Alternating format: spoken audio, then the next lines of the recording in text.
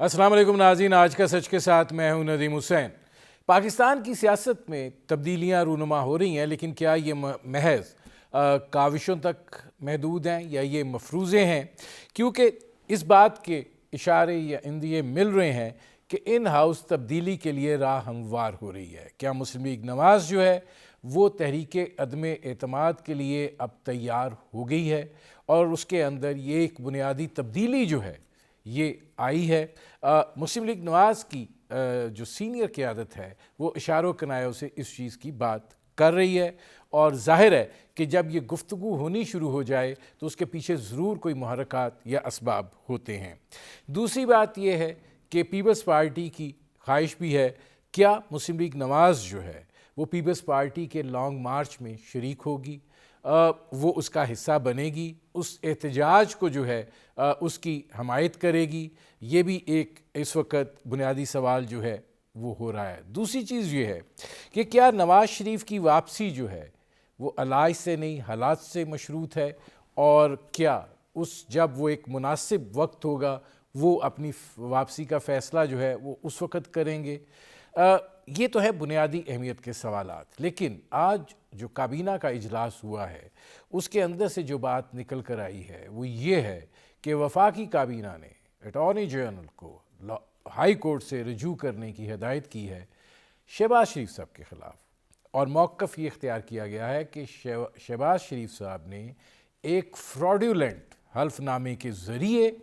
मियाँ नवाज़ शरीफ साहब की मुल्क से रवानगी को मुमकिन बनाया। मियाँ नवाज़ शरीफ साहब गए तो इलाज के लिए, लेकिन वहाँ पे बैठ के वो जो कर रहे हैं वो रियासत के मुफाद में नहीं है। और दूसरी बात यह है कि उनकी सरगर्मियाँ जो हैं वो ठीक नहीं हैं, वो भरपूर सियासत कर रहे हैं। और ज़ाहिर है कि ऐसी सूरत हाल के अंदर शहबाज शरीफ साहब जो हैं उनके ख़िलाफ़ जाया जाए, आर्टिकल 63 के तहत जो है उनको नाअहल कराने की बात की जाए, क्योंकि उन्होंने धोखा दिया है, उन्होंने झूठ बोला है और उन्होंने जो है मामले को ख़राब किया है। और वो चूँकि ज़ामन हैं और इस सूरत हाल के जो है वो ज़िम्मेदार हैं, लिहाजा जो काम मियाँ नवाज़ शरीफ साहब कर रहे हैं आइन और कानून के मजाक उड़ाने का लंदन में, उसका जो है फिर ये ज़िम्मेदारी संभालें और ये सज़ा जो है वो इनको दी जाए। इसमें क्या इम्कानात हैं और क्या नहीं हैं, इन तमाम सवालों के जवाबात के लिए हमारे साथ मौजूद हैं मुस्लिम लीग नवाज़ के सेक्रेटरी जनरल सीजन पॉलिटिशियन हैं एहसन इकबाल साहब। एहसन इकबाल साहब, बहुत शुक्रिया। आजकल आप लोग फंसे हुए भी बहुत हैं, लेकिन इससे पहले मैं आपसे सवाल करूं, मैं एग्जैक्टली आपको सुनाना चाह रहा हूं कि फवाद चौधरी साहब ने आज काबीना के इजलास के बाद कहा क्या है। वफाकी काबीना ने आज शहबाज शरीफ साहब के खिलाफ लाहौर हाई कोर्ट को रजू करने का फैसला किया है। शहबाज शरीफ का जो मामला है वो तो खुल्लम खुल्ला फ्रॉड करके जो हुकूमत से बाहर गए और उनकी जो वहाँ पे एक्टिविटीज आ रही हैं वो मासवा इसके कि वो मजाक उड़ा रहे हैं रियासत पाकिस्तान का और हमारे कानून का, इसके अलावा कुछ नहीं है। जो वफाक ने ये तय किया था कि वो उतनी अमाउंट, जिस अमाउंट का उनको सजा हुई थी यानी 7 अरब रुपए, उतने का एक श्योरिटी बॉन्ड देंगे और उसके बाद वो बाहर जाएंगे। शहबाज शरीफ जो भी लीडर ऑफ अपोजिशन हैं उन्होंने अदालत से रजू किया और उनकी शख्सी एफिडेविट के ऊपर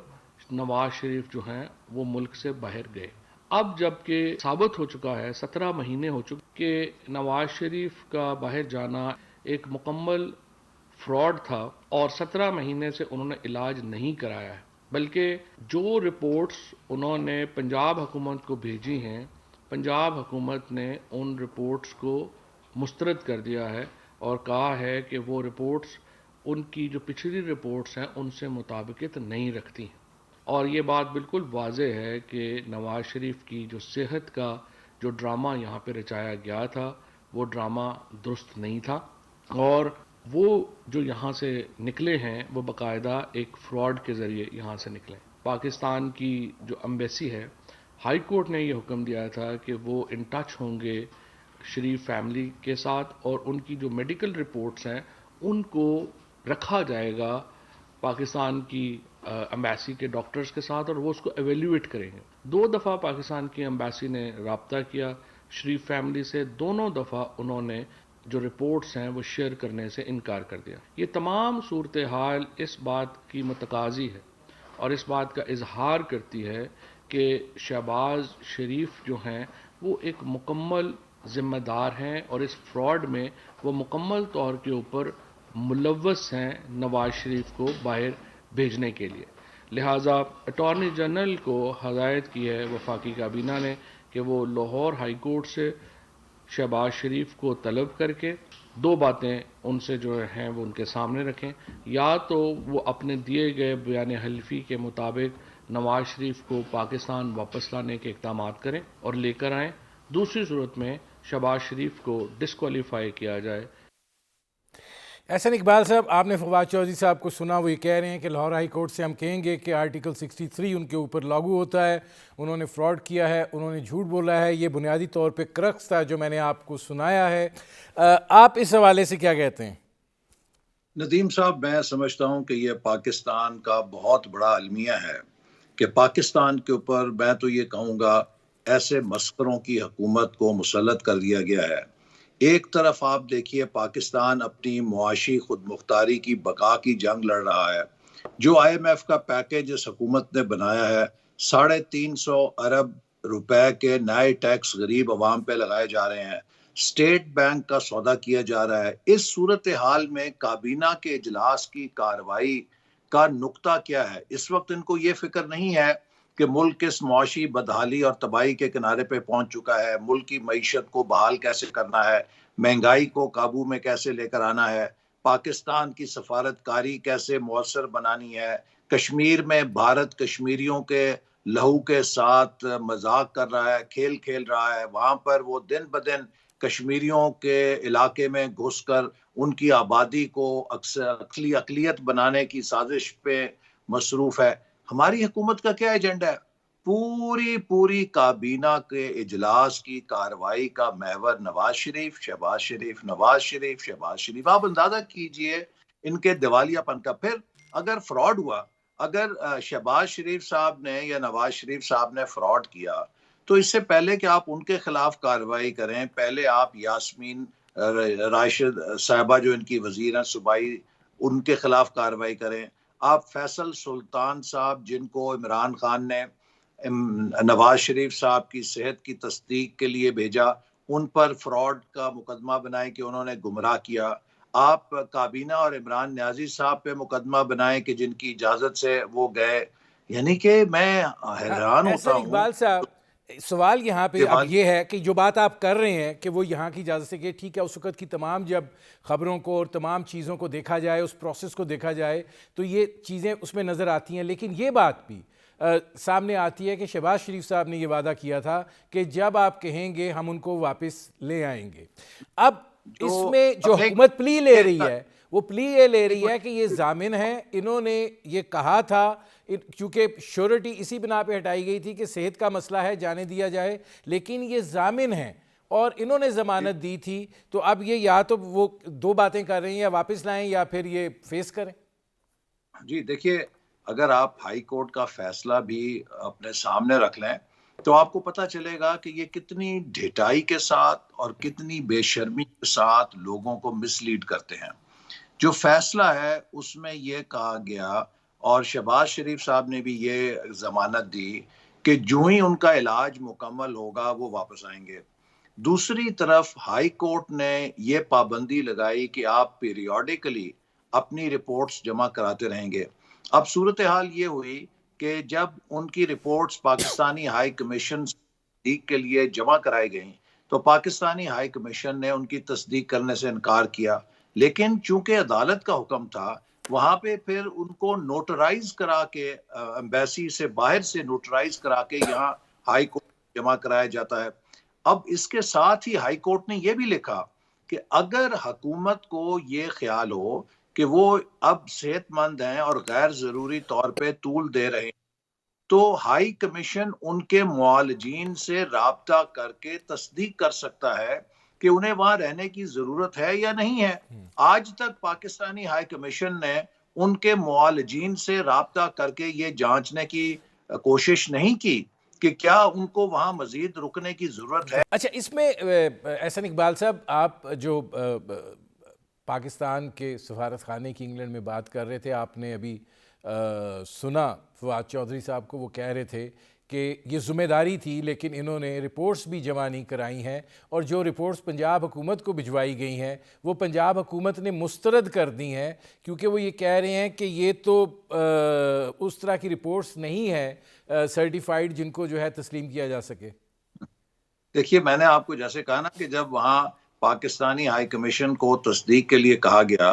تو انہوں نے تصدیق کرنے سے انکار کیا، پھر وہ نوٹرائز کرائی گئیں، جو نوٹری پبلک ہوتا ہے اس سے تصدیق کرا کے جمع کرائی گئیں، جس سے کہ کوئی بھی اوتھ سٹیٹمنٹ ہو یا کسی بھی سٹیٹمنٹ کو آپ تصدیق کراتے ہیں۔ اور یہ چیز میں واضح کرنا چاہتا ہوں کہ ان کی رپورٹس عدالت میں جمع ہونی ہے، وہ پاکستانی ہائی کمیشن میں جمع نہیں ہونی ہے۔ پاکستانی ہائی کمیشن نے اپنے ڈاکٹروں کے ذریعے اگر تصدیق کرنی ہے تو وہ نواز شریف صاحب کے معالجین سے رابطہ قائم کرنا ہے۔ نواز شریف صاحب کے معالجین جب یہ کہیں گے کہ وہ اب علاج ان کا مکمل ہو گیا ہے، وہ صحت مند ہے، وہ واپس جا سکتے ہیں، وہ ایک لمحہ ضائع کیے بغیر واپس آ جائیں گے۔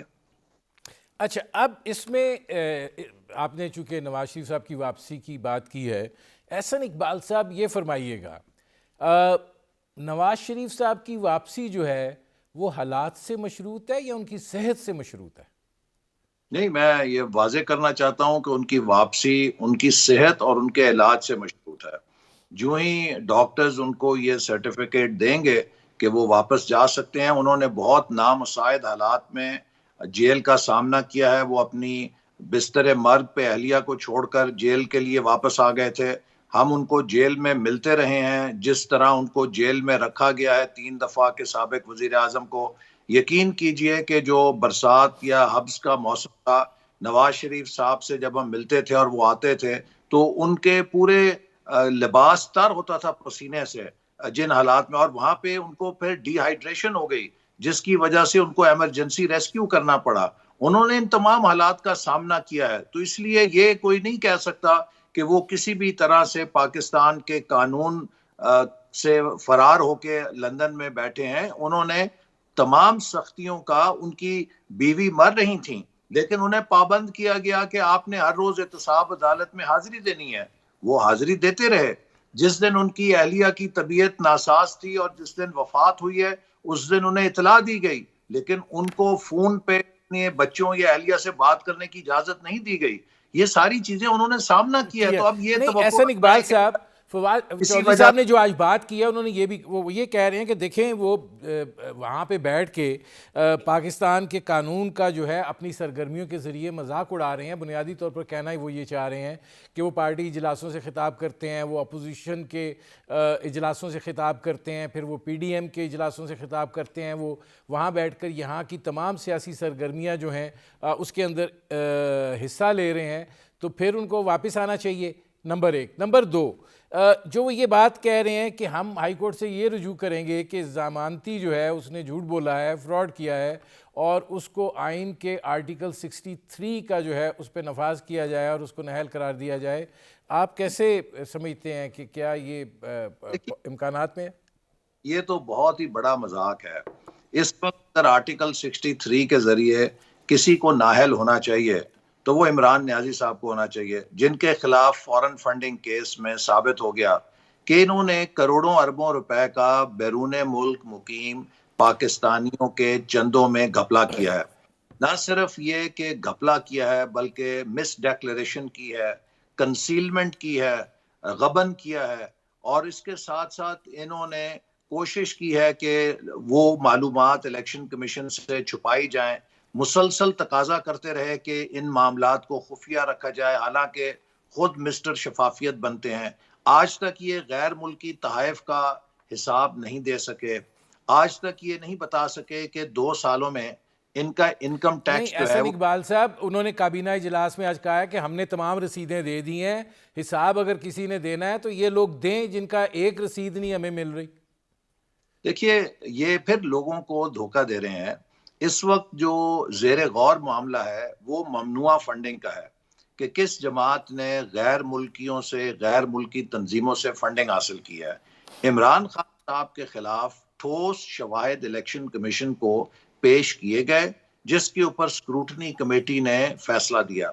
اس کے بعد انہوں نے ہمارے خلاف بھی درخواست اسی طرح کی دی جیسے کہ کوئی قاتل پارٹی جو ہے وہ مقتول پارٹی کے خلاف کراس ایف آئی آر درج کرانے کے لیے درخواست بازی کرتی ہے، لیکن اس میں انہیں الیکشن کمیشن نے کہا کہ اگر آپ کے پاس کوئی ثبوت ہے، ٹھوس ثبوت ہے کہ مسلم لیگ نون نے کسی قسم کی ممنوعہ فنڈنگ حاصل کی ہے تو وہ پیش کریں۔ آج تقریباً 1 سال سے زیادہ ہو گیا ہے، یہ ایک پیش ثبوت نہیں کر سکے۔ اچھا احسن اقبال صاحب یہ فرمائیے گا کہ آپ کو کتنا لگتا ہے کہ یہ جو ہائی کورٹ سے رجوع کرنا ہے یہ شہباز شریف صاحب کے لیے سیاسی طور پر اور ایک پارلیمان کے رکن ہونے کے ناطے کتنا ان کے لیے خطرہ ہے؟ میں نہیں سمجھتا کہ اس میں کوئی خطرہ ہے۔ شہباز شریف صاحب نے کوئی خلاف ورزی نہیں کی، جو ہائی کورٹ کا فیصلہ ہے وہ اس کے پابند ہیں، اور جو ہی نواز شریف صاحب کو ان کے ڈاکٹرز صحت مندی کی چٹ دیں گے تو نواز شریف صاحب بغیر کسی ضمانت کے از خود اپنی کنوکشن سے واپس آئیں گے۔ تو اس میں کسی ایسی ہم نے ان کے حکم کی، عدالت کے خلاف ورزی نہیں کی جس سے ہمیں کوئی پریشانی ہو۔ اصل میں یہ صرف ڈائیورشن ٹیکٹکس ہیں، ان کو کہتے ہیں کہ آپ نے لوگوں کی توجہ اصل حقائق سے، مہنگائی، منی بجٹ، اسٹیٹ بینک کا سودا، قومی مالیاتی خود مختاری کا سودا، یہ وہ اصل ایشوز ہیں۔ ان سے توجہ ہٹانے کے لیے کبھی ان پر نواز شریف کا بھوت سوار ہو جاتا ہے، کبھی شہباز شریف کا بھوت سوار ہو جاتا ہے، کبھی یہ مسلم لیگ نون کے بھوت کے اندر دب جاتے ہیں، خوف زدہ ہو جاتے ہیں۔ تو یہ تو صرف لوگوں کو کھلا رہے ہیں۔ اصل بات یہ ہے کہ ملک اس وقت بہت سنگین بحرانوں میں گھر میں ہے۔ گیا۔ اچھا اب احسن اقبال صاحب ذرا آگے بڑھتے ہیں، یہ فرمائیے گا کہ پاکستان پیپلز پارٹی تحریک عدم اعتماد کا بہت عرصے سے وکالت کر رہی تھی، مسلم لیگ نواز جو ہے وہ اس پر متفق نہیں تھی، اور آپ کی رائے بڑی اچھی طرح علم میں ہے کہ یہاں پر تحریک عدم اعتماد کے لیے جن عوامل کی ضرورت ہوتی ہے وہ پورے ہونے چاہیے، اگر وہ نہیں ہیں تو پھر تحریک عدم اعتماد کا فائدہ نہیں ہے۔ اب آ کر دکھائی یہ دیتا ہے، یا بظاہر جس طرح کے سگنل آ رہے ہیں، کیا مسلم لیگ نواز جو ہے اس کی اس سوچ میں تبدیلی آئی ہے اور وہ تحریک عدم اعتماد کے لیے تیار ہے؟ میاں نواز شریف صاحب اس کے لیے راضی ہو گئے ہیں؟ دیکھیے، ہم نے ہمیشہ یہ محسوس کیا ہے کہ جو بھی تبدیلی ملک کے اندر ہم لائیں گے اس کے لیے ہر ممکنہ جمہوری راستہ اختیار کریں گے، اور تحریک عدم اعتماد ایک آئینی اور جمہوری طریقہ ہے، تاہم یہ تبھی کارگر ہو سکتا ہے کہ جب اس کے لیے پہلی بات یہ ہے کہ ریاست کے ادارے غیر جانبدار ہوں، اور دوسری بات یہ ہے کہ آپ کے ساتھ حکومت کی حلیف جماعتیں یا 20-25 اراکین اسمبلی حکومتی اتحاد سے آپ کو 200% یقین ہو کہ وہ تحریک عدم اعتماد کے ساتھ کھڑے ہوں گے، جیسا کہ ابھی بلوچستان میں وزیر اعلیٰ کے خلاف ہوا ہے کہ وہاں پر خود حکمران اتحاد کے اندر سے بنیادی طور پہ تحریک پیدا ہوئی، اپوزیشن نے اس کا ساتھ دیا تو وہاں تحریک عدم اعتماد کامیاب ہو گئی۔ تو جس وقت بھی حالات ایسے نظر آئیں گے کہ ہمیں یقین ہوگا کہ ایسی ہمارے پاس بریک اپ گروپ ہے حکومت کی طرف سے کہ جو مستقل مزاجی کے ساتھ تحریک عدم اعتماد کا ساتھ دے سکتا ہے، تو ہم یقیناً اس آپشن کو بھی استعمال کر سکتے ہیں، اور ہم اس کے علاوہ جو لانگ مارچ ہے اس کو بھی کریں گے، عوامی طاقت کو بھی موبلائز کریں گے۔ لہٰذا آپ کبھی بھی کسی ایک ٹریک کے ذریعے حکومت کے خلاف تحریک نہیں چلاتے، مختلف ٹریکس پہ دباؤ ڈالتے ہیں اور کوشش کرتے ہیں کہ جو بھی آئینی اور جمہوری راستہ ہے اس کے ذریعے چینج آف گورنمنٹ کریں۔ صاحب جو ہیں وہ آپ اتفاق کر رہے ہیں تحریک عدم اعتماد کے حوالے سے بھی، جلدی کے حوالے سے بھی، کچھ محرکات بھی ہیں، کچھ اسباب بھی ہیں، عمران خان صاحب بھی اگلے 3 مہینوں کو بڑا اہم قرار دے رہے ہیں، تو آپ کو لگتا ہے آپ نے واضح جواب نہیں دیا کہ آپ تحریک عدم اعتماد کی طرف پیش قدمی کر رہے ہیں؟ پیپلز پارٹی سے اس حوالے سے رابطے ہوئے ہیں، اس موضوع پہ بات ہوئی ہے؟ اس کا جواب آپ کو اور وضاحت سے دیتا ہوں، لیکن پہلے مجھے یہ کہہ لینے دیجئے کہ کسی بھی ملک کے اندر اس کی طاقت کا دار و مدار 4 بنیادوں پر ہوتا ہے: معیشت، سیاست، سفارت اور معاشرت. اگر کوئی حکومت ان چاروں ڈائمنشنز پہ کمپلیٹلی ارریلیونٹ ہو جائے اور مکمل طور پہ پارٹ آف سولوشن کی بجائے پارٹ آف پرابلم بن جائے تو وہ سسٹم خود بخود اسے فلش آؤٹ کر دیتا ہے. اگر اس سسٹم نے بقا کرنی ہو، اپنے آپ کو قائم رکھنا ہو، وگرنہ وہ سسٹم بھی اس کے ساتھ تباہ ہو سکتا ہے، ڈوب سکتا ہے. تو اس لیے اگر آپ پی ٹی آئی کی موجودہ حکومت کو دیکھیں، معیشت اکانومی کے لحاظ سے ریلیونٹ ہو چکی ہے. اس وقت اگر آپ سیاست دیکھیں تو جتنی پولرائزیشن وہ پیدا کر رہی ہے وہ ملک کے لیے زہر ہے. اگر آپ سفارت دیکھیں، آج ہمیں نہیں پتا کہ ہم چین ہمارے ساتھ ہے، امریکہ ہمارے ساتھ ہے، خلیجی ممالک ہمارے ساتھ ہیں، بدترین سفارتی تنہائی ہے. اگر آپ معاشرت دیکھیں تو معاشرے کے اندر جتنی تباہی، غربت، بے روزگاری اور انتہا پسندی کی دوبارہ سر اٹھا رہی ہے، جو انتشار پیدا ہو رہا ہے معاشرے میں، وہ بھی ان پیرلل ہے. تو جب آپ اندر سے اس طرح ہر ڈائمنشن آف گورننس پہ ریلیونٹ ہو جائیں تو پھر چاہے وہ تحریک عدم اعتماد ہو، چاہے وہ سول انریسٹ ہو، چاہے وہ اسٹریٹ ایجیٹیشن ہو، وہ پھر ایک واقعاتی عمل ہوتا ہے. آپ کا جانا ٹھہر جاتا ہے، صبح گیا یا شام کو گیا. میں بھی سمجھتا ہوں کہ اب یہ حکومت اس حد تک ناکام ہو چکی ہے کہ اس کا جانا ٹھہر چکا ہے، چاہے تحریک عدم اعتماد جائے یا عوامی دباؤ سے جائے. نہیں احسن اقبال صاحب، کیا پیپلز پارٹی سے اس موضوع کے اوپر بات چیت ہو رہی ہے؟ ابھی تو دیکھیے ہماری مشاورت پیپلز پارٹی، ایم ایم اے اور تمام پی ڈی ایم کی جماعتوں کے ساتھ ہر وقت رہتی ہے. اور اگرچہ Peoples Party P D M کا حصہ نہیں ہے، لیکن ہماری کوشش ہمیشہ سے رہی ہے کہ پارلیمنٹ کے اندر جو مشترکہ اپوزیشن ہے اس کی آپس میں کوارڈینیشن کو ہم برقرار رکھیں اور ہم حکومت کے خلاف سینٹ اور قومی اسمبلی میں مشترکہ طور پہ جدوجہد کریں. تو اس کے لیے ہمارا ان سے ہر وقت تبادلہ خیال رہتا ہے کہ ہم کس طرح ملک میں تبدیلی لا سکتے ہیں. جیسے میں نے پہلے کہا کہ اگر ہمیں یہ نظر آیا کہ نو کانفیڈنس ایک وائبل آپشن ہے اور اس کے ذریعے ہم چینج لا سکتے ہیں تو وائی ناٹ.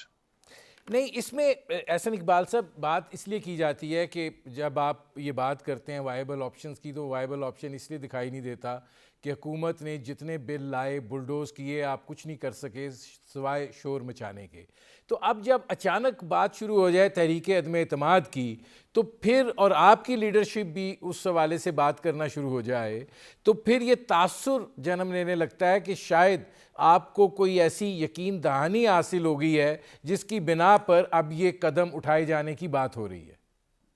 دیکھیے اس کی بڑی وجہ تو یہ ہے کہ خود پی ٹی آئی کے اندر اس وقت بہت توڑ پھوڑ ہے.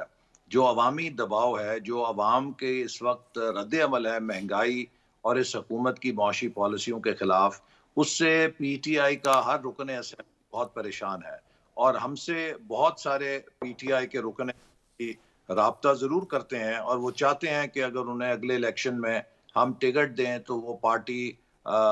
پی ٹی آئی چھوڑنے کے لیے تیار ہیں یا عدم اعتماد میں ووٹ ڈالنے کے لیے تیار ہیں. لیکن جیسے میں نے کہا کہ ابھی یہ قبل از وقت ہے کہنا کہ کیا وہ صرف اس چیز کو ایکسپلور کر رہے ہیں یا وہ جسے کہتے ہیں کہ پکے پیروں کے ساتھ کھڑے ہیں. اور میں نے جیسے آپ کو شروع میں کہا کہ اگر ہمیں یہ یقین ہو کہ یہ حکمران اتحاد میں کوئی قابل اعتماد اور مضبوط ڈینٹ پڑا ہے کہ جو لوگ کھڑے ہوں گے تو ہم اس راستے کو بھی ایکسپلور کریں گے اور اس آپشن کو استعمال کرنے پہ ضرور غور کریں گے. لیکن احسن اقبال صاحب یہ فرمائیے گا کہ ظاہر ہے سیاست کے اندر کچھ بھی ہو سکتا ہے. یہ جو 3 مہینوں کی بات کی جا رہی ہے، آپ کی سیاسی بصیرت، حکومت سے نکالے جانے کی جو پریکٹس ہے، اس کی بنا کے اوپر آپ کیا سمجھتے ہیں کہ یہ کیوں کہا جا رہا ہے کہ مارچ تک وقت بڑا اہمیت کا حامل ہے؟ دیکھیے یہ بیان تو عمران خان صاحب نے دیا ہے تو وہی اس کے اوپر روشنی ڈال سکتے ہیں. لیکن میرے خیال میں شاید اس کی اہمیت اس وجہ سے ہے کہ حکومت جس طریقے سے اس وقت پسپائی پہ ہے، حال ہی میں کے پی کے اندر جو انتخابات ہوئے انہوں نے بھی عوام کی جو پلس ہے اس کا ایک ثبوت دیا. پھر اب جو منی بجٹ ہے اور اس قسم کے دیگر اقدامات ہیں اس سے حکومت کافی دباؤ میں ہے. اور کچھ لوگوں کا یہ بھی خیال ہے کہ ہو سکتا ہے کہ وزیر اعظم ان ڈیسپریشن یہ دیکھتے ہوئے کہ آج سے سال 1.5 سال بعد حالات اور گمبھیر ہوں گے تو وہ ارلی الیکشن بھی کال کر سکتے ہیں۔ یہ بھی کچھ لوگوں کا خیال ہے کہ وہ اپنے دفاع کے اندر کوئی بڑا فیصلہ یا بڑا قدم بھی اٹھا سکتے ہیں، اور پھر یہ بھی لوگوں کا خیال ہے کہ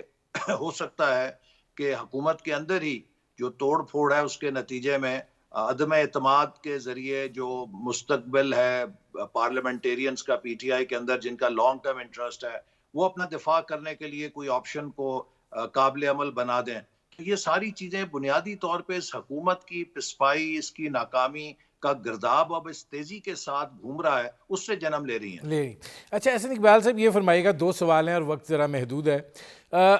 پیپلز پارٹی کا جو لانگ مارچ ہے، پیپلز پارٹی نے آپ سے رابطہ کیا ہے ان کے لانگ مارچ میں شامل ہونے کا، اور کیا مسلم لیگ نواز جو ہے وہ شامل ہوگی پیپلز پارٹی کے لانگ مارچ میں، سپورٹ کرے گی کہ نہیں؟ آپ کا لانگ مارچ ہوگا، پیپلز پارٹی کا لانگ مارچ پیپلز پارٹی کا لانگ مارچ ہوگا؟ پیپلز پارٹی کا لانگ مارچ ان کا پروگرام ہے، ہمارا اپنا پروگرام ہم نے اعلان کیا ہوا ہے، لیکن ہم اسے ویلکم کرتے ہیں۔ the more the merrier۔ دیکھیے اس حکومت کے خلاف جتنی عوامی موبلائزیشن ہوگی اس سے ہمارا کام آسان ہوگا، اور اگر پیپلز پارٹی اپنے لانگ مارچ کو کرتی ہے کامیابی سے تو یقیناً اس کے اثرات ہوں گے، ملک کے اندر پبلک موبلائزیشن ہوگی، اور پھر اس کے بعد جب ہم اپنا لانگ مارچ کریں گے ہمیں اس کا فائدہ بھی پہنچ سکتا ہے۔ تو اس لیے ہمیں اس سے کوئی نہ اعتراض ہے بلکہ ہم اسے ویلکم کرتے ہیں، اور ہم امید کرتے ہیں کہ اسی طرح کا احتجاج جماعت اسلامی بھی کرے گی۔ اب ہر محب وطن جماعت کا فرض ہے، اور اسی طرح جو ایم کیو ایم ہے، کاف لیگ ہے، جی ڈی اے ہے، اگر یہ پاکستان کے ساتھ کوئی ہمدردی رکھتے ہیں تو انہیں سوچنا چاہیے کہ کیا وہ اس حکومت کے ساتھ چمٹ کر اپنے کردار کو تاریخ میں داغدار تو نہیں کر رہے۔ کر سکتے۔ احسن اقبال صاحب میرے پاس آخری 1.5 منٹ ہے، اور یہ سوال چونکہ میں آپ سے پوچھنا چاہ رہا تھا، الیکٹرانک ووٹنگ مشین کا وہ کہہ رہے ہیں کہ اب عمل درآمد کا مرحلہ ہے، میئر کا جو الیکشن ہوگا اسلام آباد کا اس کا الیکٹرانک ووٹنگ مشین کے لیے بات کی جا رہی ہے، تو آپ لوگ کیا ایگری کر رہے ہیں کہ ٹھیک ہے آ جائے الیکٹرانک ووٹنگ مشین اگلے انتخابات کے لیے بھی؟ دیکھیے الیکٹرانک ووٹنگ مشین پہ تمام اپوزیشن اسے مسترد کر چکی ہے، کیونکہ دنیا بھر میں اس کو ایک دھاندلی کی مشین کہا گیا۔ اگر یہ اتنا نسخہ کیمیا ہوتا تو امریکہ، یورپ، فرانس، جرمنی اس کو کیوں ترک کرتے؟ تو لہٰذا ہم اسے قبول نہیں کر سکتے جب تک کہ ہمیں اس بارے میں اعتماد نہ ہو کہ اس میں 200% کوئی دھاندلی کا ذریعہ نہیں۔ لیکن اس نہیں حالت تو پھر میں احسن اقبال صاحب آپ لوگ کریں گے کیا اگر میئر کے الیکشن اسلام آباد کے الیکٹرانک ووٹنگ مشین پہ ہو کے تجربہ ہو جاتا ہے تو دین واٹ؟ دیکھیے یہ ممکن نہیں ہے کہ سٹیک ہولڈرز کو آن بورڈ لیے بغیر یک طرفہ طور پہ ایسی کارروائی ہو جس سے الیکشن وقت سے پہلے متنازع ہو جائے، اور اگر عوام اس کو نہیں قبول کریں گے، کسی آدمی کے ایک موقع کی مار ہے، کوئی لوگ جا کے یہ مشینیں توڑ دیں گے ایک ایک موقع مار کے، تو آپ کا الیکشن سارا ٹھپ ہو جائے گا، آپ کے پاس پیپر بیلٹس بھی نہیں ہوں گے۔ تو اس لیے آپ زبردستی ایسی چیز کو نہیں ٹھونس سکتے۔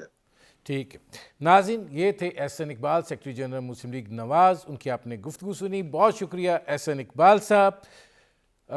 ناظرین اب تک کے لیے اتنا ہی، اجازت دیجیے، اللہ حافظ۔